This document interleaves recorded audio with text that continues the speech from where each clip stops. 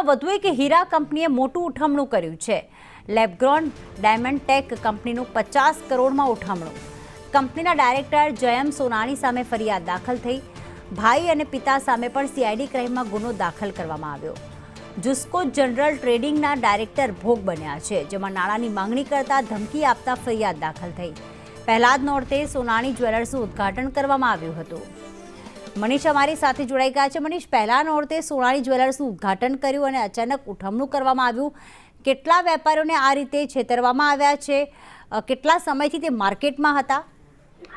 જી બિલકુલ, વાત કરીએ તો જે પ્રમાણે દિવાળી આવી રહી છે અને દિવાળીની સામે હીરા ઉદ્યોગમાં મંદીના સમાચાર છે અને હવે ઉઠામણું સામે આવ્યું છે, ત્યારે હીરા ઉદ્યોગમાં ચિંતાનો વિષય પછી ઉઠ્યો છે, કારણ કે લેબગ્રોન ડાયમંડનું કામ કરતા ડાયમંડ ટેક કંપનીનું 50 કરોડની અંદર ઉઠામણું કરવામાં આવ્યું છે। કંપનીના ડાયરેક્ટર જય સોનાણી અને અગત્ય અને પિતા મહેશભાઈ સામે સીઆઈડી ક્રાઇમમાં ગુનો નોંધાયો છે। જુસ્કો જનરલ ટ્રેડિંગ કંપનીના ડાયરેક્ટર અંકુશ નાકરાણીએ ભોગ બન્યા હતા અને તેમણે જે સમગ્ર ફરિયાદ આપી હતી, ત્યારે આ ભોપાળું સામે આવ્યું હતું કે તેમણે રૂપિયા ચૂકવવા વગર જ આ હીરા ખરીદ્યા હતા। ત્યારબાદ રૂપિયા નહીં ચૂકવીને હાથ ઉપર કરી દીધા હતા અને જ્યારે રૂપિયા માંગવામાં આવ્યા હતા ત્યારે ધમકી પણ આપવામાં આવી હતી। સમગ્ર મામલે જે ભોગ બનનાર છે તેમણે સીઆઈડી ક્રાઇમમાં ફરિયાદ નોંધાવી છે। મહત્વની વાત એ છે કે આ સોનાણી બંધુઓ છે તે થોડાક દિવસ પહેલા સુરતના ગોરધોડ વિસ્તારમાં એક શોરૂમ પણ ખોલ્યો હતો, જેમાં જાણીતા જે ઉદ્યોગપતિ અને જે કહેવાય કે રાજનેતાઓ પણ આવ્યા હતા। એટલે જે